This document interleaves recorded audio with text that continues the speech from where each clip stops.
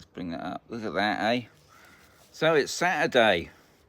See, it's the 14th. Yeah, I was just checking there, making sure it is the 14th. So it's Saturday the 14th of October. Temperatures today at the moment is 26 in the shade. It's been a bit of a strange day today, mainly because we had a bit of rain. Didn't say nothing on my app about rain, but some other people's apps it did say it was going to rain today, but only like a light shower. And it was really cloudy this morning, which, Steve, you're the top man for being the first one in, so you're the top man. Everybody else is the top people. So what I'm going to do also, I'm just going to change it in a different direction. Can I do that on there? That's it. Flat cats, I see I got that one, top man as well. So it didn't look too bad, that, does it, to be honest? Looks pretty good.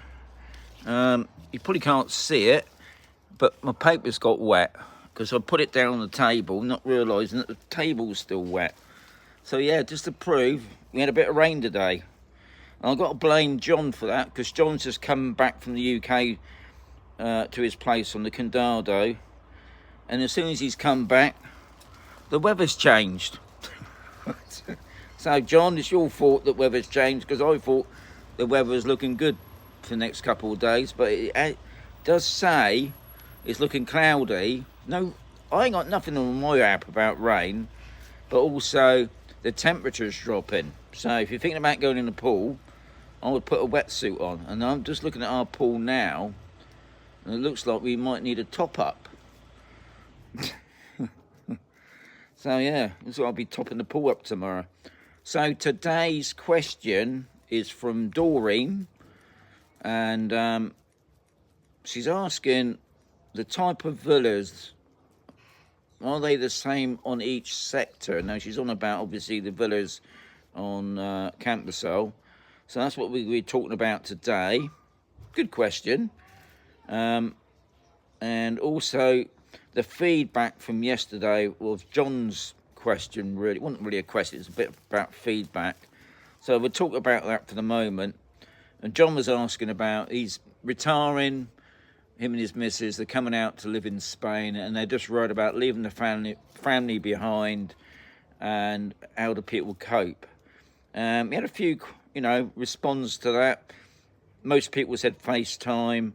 Malcolm said the kids and grandkids have been over 3 times a year, maybe because of the sunny weather. So, to be honest, John, I don't think you need to worry. Like I said yesterday, you got to live your life, and it's not that far on the plane. Even driving down, it used to take me driving from the UK down to Spain, not even 3 days. So it's not like it's the end of the world. So, and also, today has been a busy day for me, even though it's a Saturday, and I always class Saturday and Sunday as my rest days. We had a ton of wood arrived. I took a picture of it, I haven't put it up on Facebook yet. We had a ton of wood arrive. Thankfully, it was a lot cooler today. It took us a couple hours to move it, I must say, because we're obviously trying to put it into a place where it's nice and dry. We was amazed how much wood it was. But thankfully, the guy managed to tip his tipper into our driveway. So that's because usually what they do, guys, here, they just tip it out in the street. If you've got some more money, they'll bring it in the house. But usually they just tip it out in the street, and it's up to you to lug it into your property to store it somewhere dry. And I'll just give you, we had a ton of wood, and it was an assortment mostly of hardwood. I'm talking about orange, elm, not elm. What's that thing? Not elm trees, because they're not allowed to have elm trees out here. Olive trees and that. And it was 150 euros, which I thought was a pretty good price. Now, it'd be interesting, because this is the first time we've done logs for many years. When we first arrived in Spain, we lived in a rental, and that had a wood burner.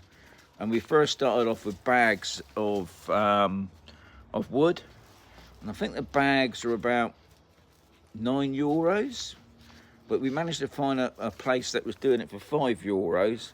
But we didn't realise about the wood, because obviously pine burns so quick. And I did look at the Chinese yesterday. The Chinese sell bags of logs that look pretty good, and it was only €5 a bag. But I wonder, would that €5 a bag in December be like double the price? So I'm going to keep an eye on the wood and just see. I'm hoping the ton of wood that we've got will be enough to get us through the winter up until next year. So we're going to see how that wood goes. But we don't need the wood yet. Even though some of you guys out in the UK have already got your heating on and you're burning your wood, but here at the moment it's still not chilly enough in the evenings for that yet. And I'm still in my shorts, so like I said yesterday, the switch ain't gone yet. Like I said, also it's the 26 today in the sun. I'm on about in the shade, I should say. I hate to think what the pool is, and I'm not going to go all the way over there just to check what the duck says, because I know we're probably talking not even 20 now in the pool. They do say the sea's a lot warmer, but I ain't going in the sea because of all the other things that hang about in the sea. So anyway, going to Doreen's question today, and she was asking about the type of villas that are on Camposol. Are they the same on each sector? And I can safely say, Doreen, yes, they are, because this is how it all started here on Camposol over 20 years ago. I think it's 22 years now. Sector A, which is where I am, was like the first place they started building on, and I think what it was, they started building show houses here, and it was during that time when money was just being given away, and people were coming over on a weekend, buying sometimes 2 villas. And they would see, like, you had a range of villas. So we're starting from a 1-bedroom to a 2-bedroom to a 3-bedroom. That was probably about the max then. And obviously, you know, depending on your expenditure, I think you had like a Victoria, which was the 1-bedroom.